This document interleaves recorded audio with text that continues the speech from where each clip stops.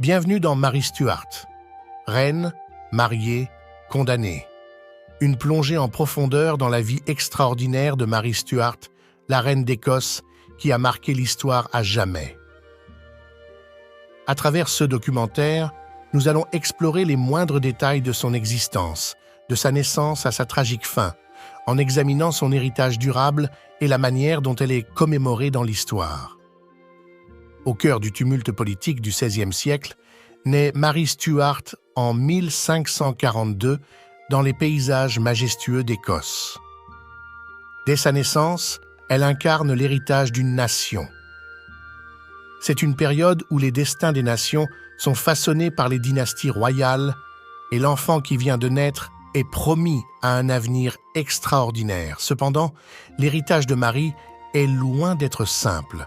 En tant qu'héritière d'Écosse, elle est au cœur d'une rivalité féroce entre les maisons Stuart et Tudor, qui gouvernent respectivement l'Écosse et l'Angleterre. Cette rivalité jettera une ombre sombre sur son avenir, car son héritage déclenchera des conflits qui déchireront des royaumes. À l'âge tendre de 15 ans, Marie est envoyée en France, où elle est mariée à François II, le futur roi de France, devenant ainsi la dauphine de France.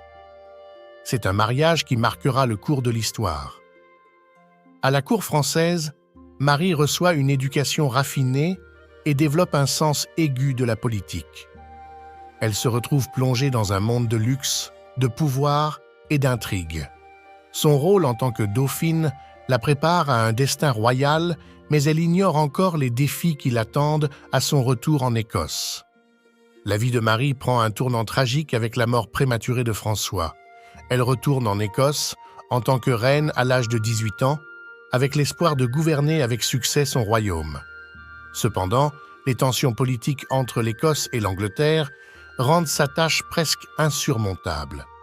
Marie se bat pour unir ces deux nations, mais elle doit faire face à des obstacles complexes et des défis politiques sans fin. Les relations entre Marie et sa cousine, la reine Élisabeth d'Angleterre, sont d'une complexité rare. Les deux monarques revendiquent le trône anglais, déclenchant une série de conflits et d'intrigues qui secoueront l'Europe. Les complots et les conspirations deviennent monnaie courante, mettant en péril la stabilité de l'Angleterre et de l'Écosse. Les jeux de pouvoir entre les deux reines sont captivants, mais aussi dangereux. La capture de Marie par les partisans d'Élisabeth marque un tournant tragique dans sa vie. Elle est emprisonnée en Angleterre, où elle tente à plusieurs reprises de s'évader, mais en vain. Pendant sa captivité, Marie Stuart ne pouvait se douter que son destin influencerait de manière indélébile l'histoire de l'Angleterre et de l'Écosse.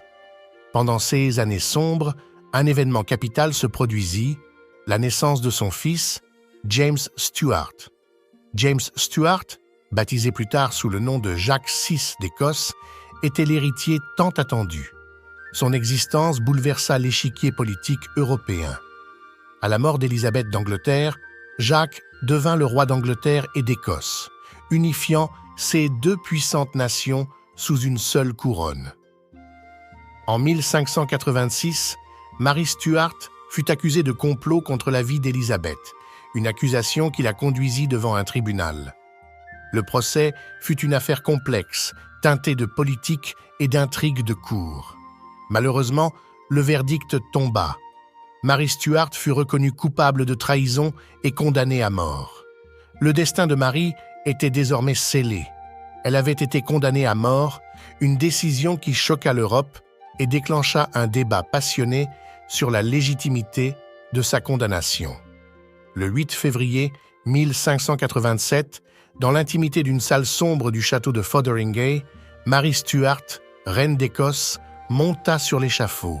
Son exécution fut un moment déchirant et empli de solennité. La reine, vêtue de noir, montra une dignité et un courage inébranlables jusqu'à la fin. 6 dernières paroles témoignèrent de sa foi et de sa résolution inébranlable. L'exécution de Marie Stuart marqua la fin d'une vie empreinte de drame et de politique. Elle fut inhumée dans la cathédrale de Peterborough, mais son héritage perdurerait bien au-delà de sa mort. L'histoire de Marie Stuart ne se limite pas à sa propre vie, mais elle se prolonge à travers les générations. Son fils, Jacques VI d'Écosse, devint Jacques Ier d'Angleterre, marquant le début de la dynastie des Stuarts en Angleterre. Cette union des couronnes d'Angleterre et d'Écosse en 1603, sous le règne de Jacques, fut un moment historique. Elle symbolisa la fin des conflits entre les deux royaumes et ouvrit la voie à une nouvelle ère de gouvernance. Dans Marie Stuart, reine, mariée, condamnée, nous avons parcouru le parcours tumultueux de cette reine exceptionnelle. Son histoire complexe et les conséquences de sa vie se reflètent dans le destin de son fils qui devint roi des deux nations. Marie Stuart demeure une figure emblématique, rappelant que l'histoire est souvent tissée de tragédies et de triomphes. Merci d'avoir suivi ce voyage dans le temps qui nous a permis de découvrir l'extraordinaire histoire de Marie Stuart, une reine qui a façonné le destin de nations et continue d'intriguer et d'inspirer les générations futures.